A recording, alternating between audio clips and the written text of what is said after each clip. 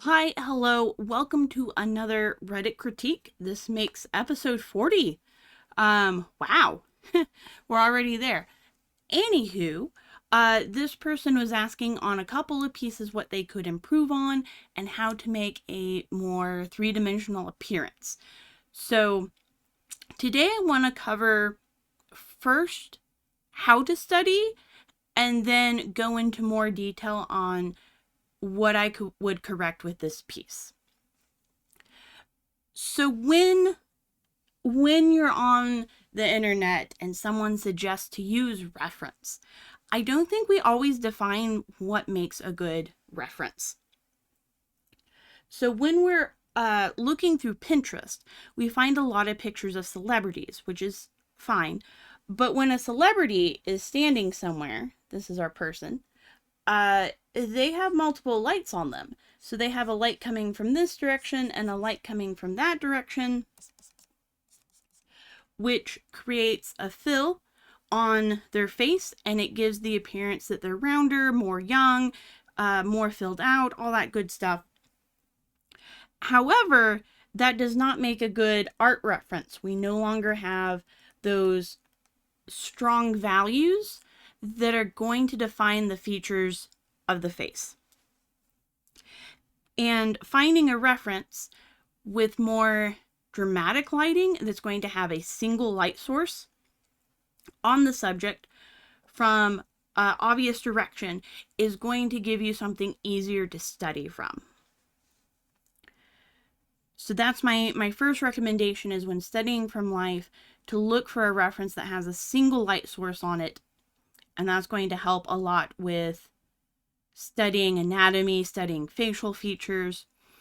I want to say in the comments someone recommended line of action, which is really good for studying anatomy and poses. They have different settings you can use to get various anatomy poses.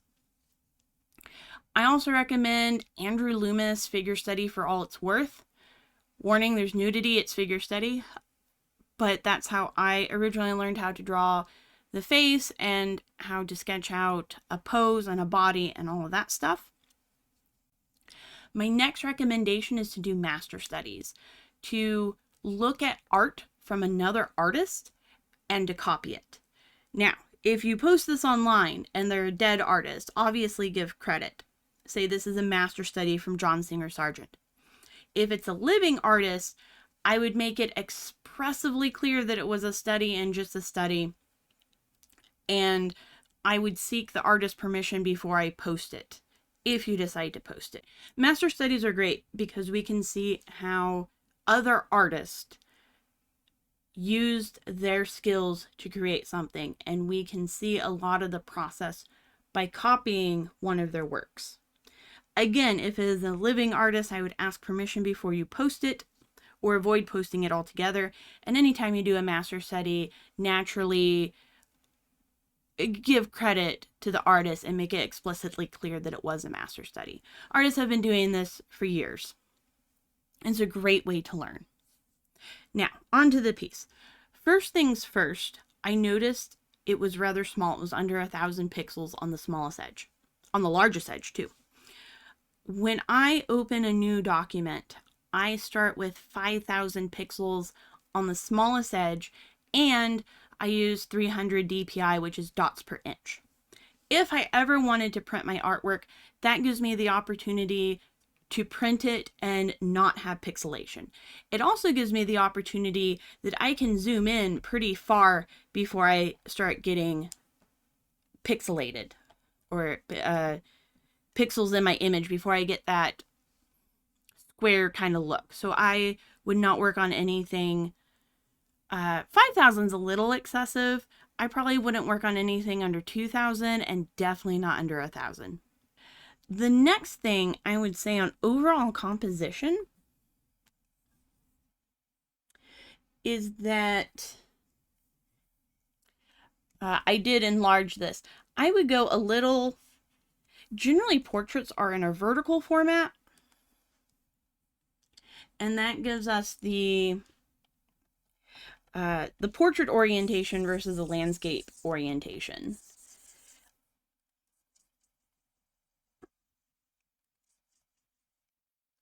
And that gives us a better overall composition. Also, this crop, to crop off that much of the top of the head, is a little bit awkward. So that vertical format gives us a little bit more breathing room. We aren't quite as zoomed in. Anytime you are going to crop, meaning you're not doing a full figure, there are certain places where you don't want to crop. You don't want to cut off the very top of the head. The beautiful thing about digital art is you can resize it, you can enlarge the canvas. There are a lot of ways to avoid awkward crops when you put something in. Another thing with cropping is like you don't want to cut off at a joint like the knees, the elbows, the ankles, that sort of thing if you're working on a more of the figure.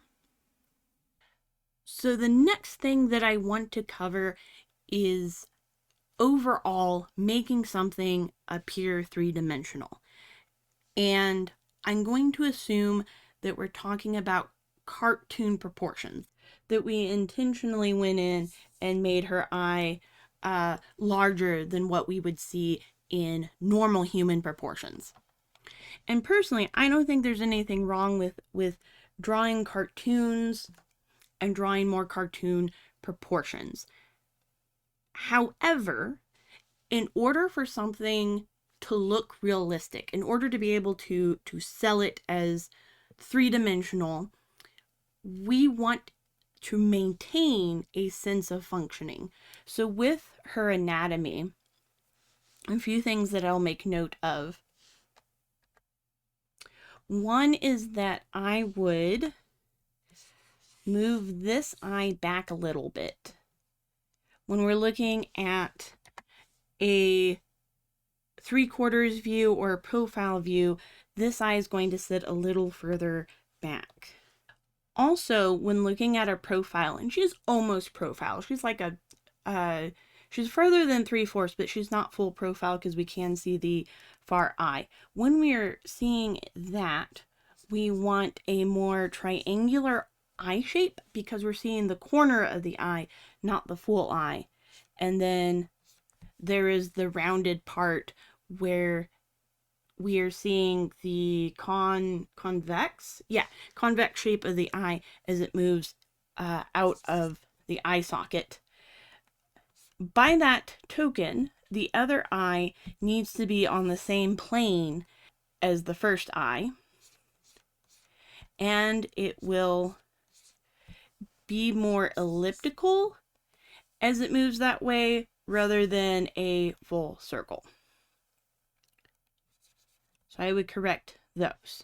With the overall piece, there are a few things that aren't quite lining up. The nose, as it moves back, similar to how the eyes have a plane, as the nose moves back, that's where the bottom of the ear is going to be, and then the eyebrow is where the top of the ear would be. So this is where the ear would sit. The shoulders should come out a little bit further. And the head, so the neck is going to move down like this. This is going to be the dip in the clavicle, the collarbone. So this is where one shoulder would go off, and then the other shoulder would go here. Their hood is going to have more of a slant to it. And because a hood is fabric, it has weight, it's going to be most bulky where it meets the shoulders. Now, for color picking, there are a few, these are kind of the weird things that you pick up over time. So number one, pure black. So her hair, pure black and pure white. Her hair, her eyebrows, her eyelashes, the whites of her eyes, the whites of her teeth. Those colors are actually very rare. Those don't occur often in nature. This is the part where there's one of two ways this could go. One is that you do want to maintain that more cartoonish feeling. So this is an example from my webcomic, and because it's a webcomic, I don't shade everything. I give overall shadows. And when I create the panels for my webcomic, I take varying shades of purple and overlay them where I want the shadows, and then I lower the opacity.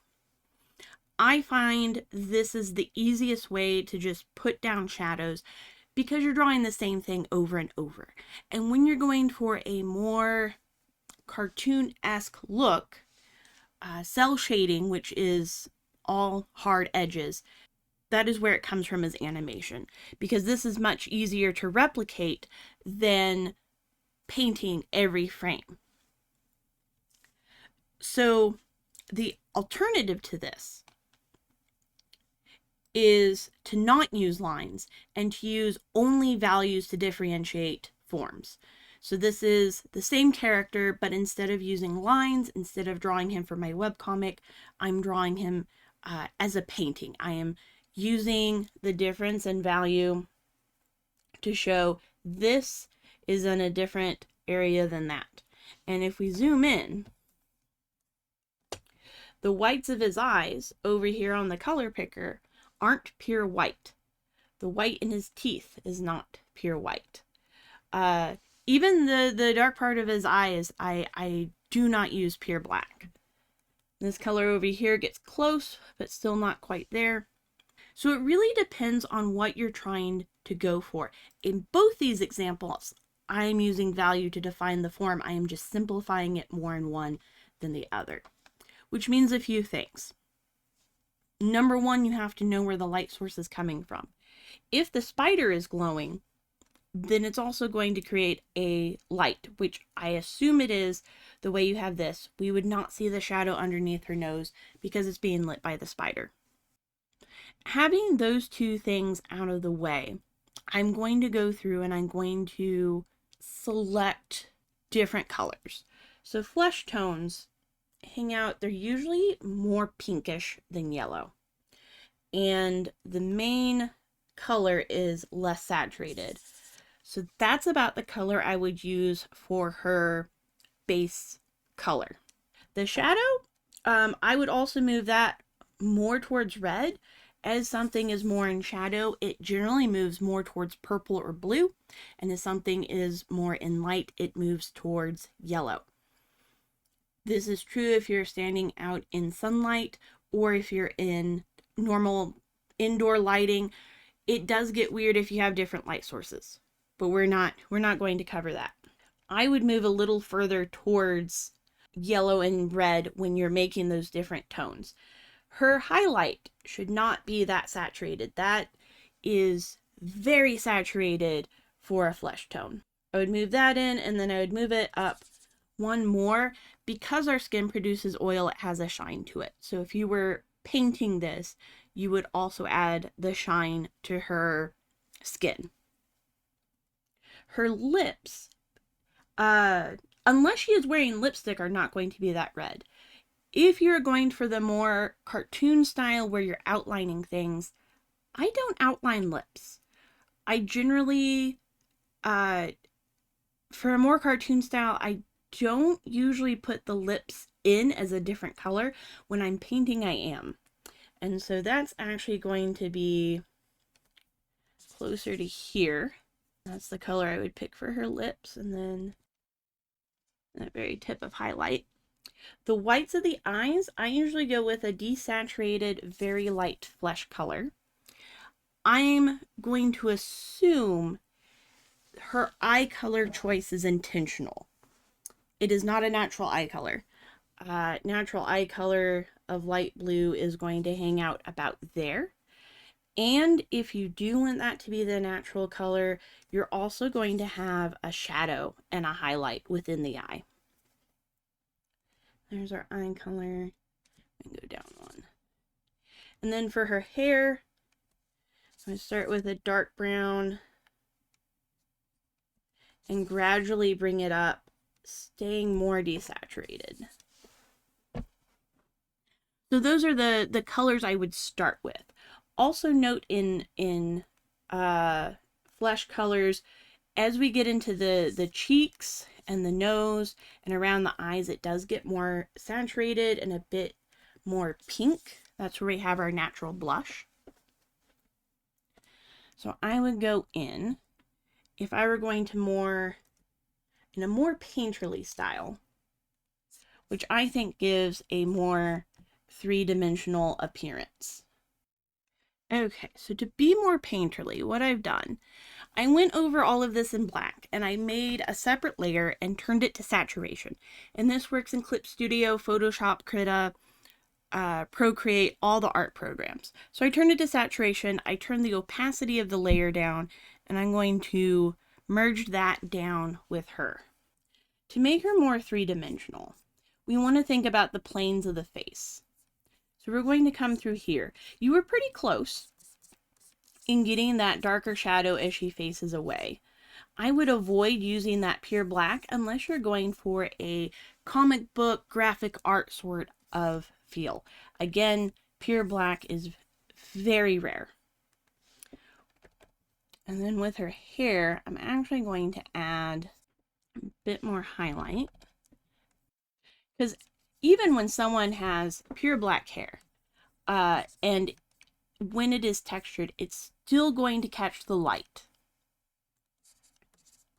Right? There are still parts that are going to have highlight and shadow.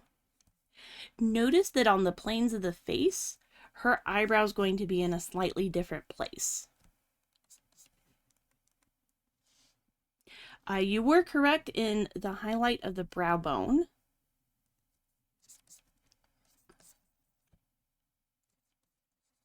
The eye socket also has a shadow to it as her eye is going around like this. The white of her eye has a shadow as her eye has the shadow. It's a sphere. It's a three-dimensional shape, so it's also going to have the shadow. I'm going to go with that mid-tone and come in. If we want the spider to be the main focus or more of a focus, you can make it a stronger light source. So this is not going to be receiving shadow, it's going to be receiving the highlight from the spider. And when you're painting the very beginning of this, I would use these broader strokes. And then of course we have the highlight if we have the light coming from this direction, which I believe was the original intention. I would hit the light there. There's the light that comes down the bridge of the nose. There'll be a bit of highlight as the brow bone moves, and the upper and lower eyelids, and a bit of the chin. And then the highlight on the cheek is going to be further forward on the cheek.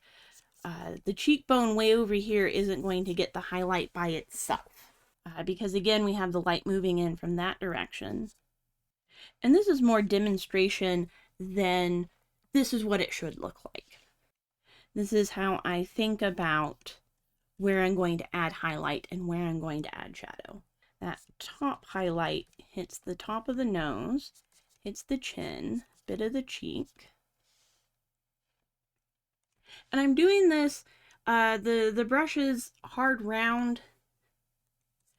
I go in later with a softer brush and kind of smooth things out because I don't want to do too much soft edges. The face is made up of both hard edges and soft edges and lost edges, depending on the light source and specific facial features. Women's faces tend to be more rounded, so they're going to be a little softer, so you're going to use more of the soft shading. Whereas a man's face is generally going to be a stronger, more angular feature. And of course, this doesn't apply to every man and every woman. These are general beauty standards. It's one of those rules that once you know it and you know how to break it, you can use it very effectively. But it's not one of those hard and fast rules that all women are soft round edges and all men are hard angular edges. If I wanted to, I would also say add a secondary light source to add another glow. And then we want to go in and have our eyes there. This line going from the brows to the nose itself, that's usually more of a straight line rather than the rounded line you had. And then there is a bit of, depending on how far they're turned, we're going to see a bit of along the lash line, the redder part of the eye.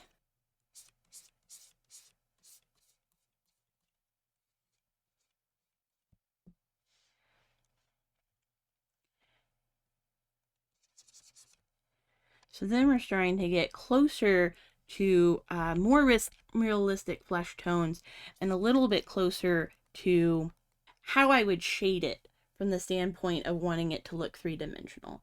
So I'm going to take this color, I'm going to go a little pinker and a little bit more saturated, and that's what I'm going to use here on the cheek.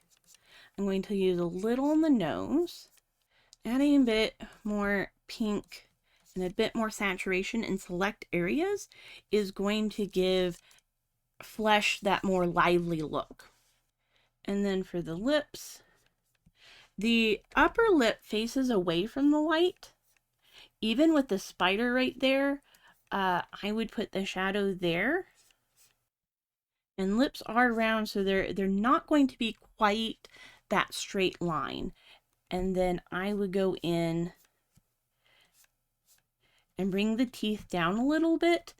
I think what's happening is that when you are seeing something like skin tone, lips, teeth, you're thinking, that needs to be yellow. And so you're going to a very bright, fully saturated yellow. However, that color, whether it is pure white or pure black, what a lot of people call local color, that color doesn't exist in nature. Our teeth aren't actually white. The whites of our eyes aren't actually white. Making a flesh tone too saturated will make it look unrealistic. When wearing a dangly earring, it is going to go straight down. So if the light's hitting in this direction, and we want the earrings to be the same color as her eyes, they're going to be just a hair less than her eyes and her lipstick because it is in shadow. We're not going to use the same color that we started with. So that would be more accurate on the earring. And again, this is very messy. My goal isn't to say this is perfect and this is how you should paint, but rather give a demonstration and explain the process that I go through when thinking about things. Now, I don't paint a lot of darker flesh tones, so I know this isn't as accurate as it could be. But the theory still stands. The theory is there regardless of the exact color of flesh tone. For this piece, I would recommend looking up various examples. I would have a picture, maybe two pictures of someone in a hood and how that moves around the head, because the weight of the fabric is going to move around the form, and then it's going to bunch here, and then this is going to move around the form and it's going to bunch, and then some of it's going to go behind her and move up over the shoulder. Also, I recorded this in different takes. I don't know if I mentioned this. I'm pretty sure this is a female character, but the bit of Adam's apple right here leads me to believe that they may be more androgynous or masculine. I'm not sure. There are a lot of things like the earrings, the larger eye, the eye shape that lead me to believe female, but then short hair and the way the throat was drawn, maybe masculine. I don't know. So correct me if I'm wrong. Sorry if I get that a little mixed up. So the next note on color theory, I would plan this out a bit more. I would use a different background. This color is great. I do like this color. Color also tells a story. So if you want this spider and this earring to stand out because they are yellow, the purple of their cloak is doing very well, but I would also make the overall environment they exist in darker so that this light is going to be lighter. And I wouldn't go the full saturation right away.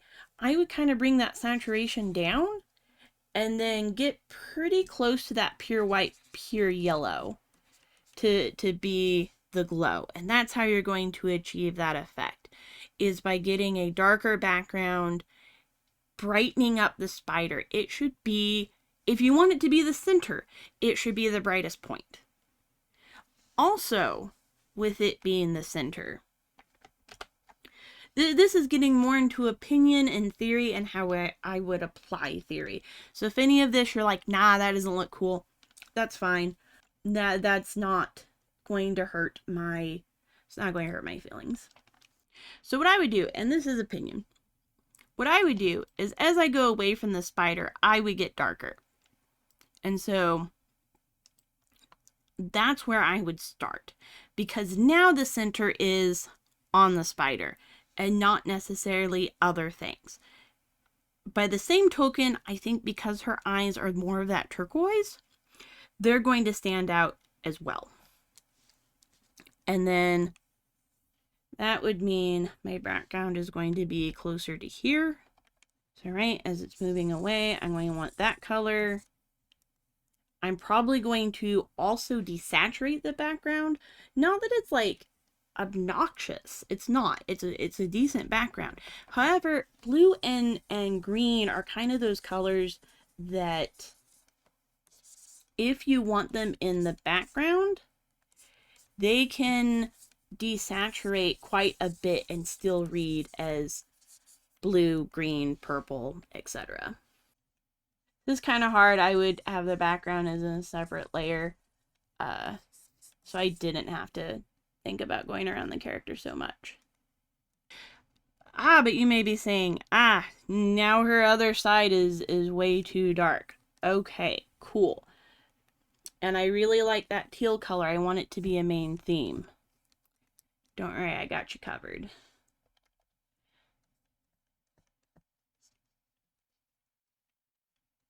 Right, so as we're adding that,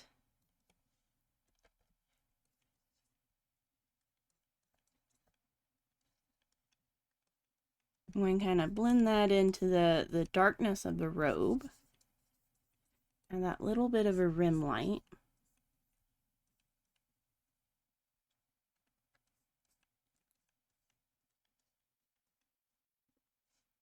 And now we have more character definition on the other side.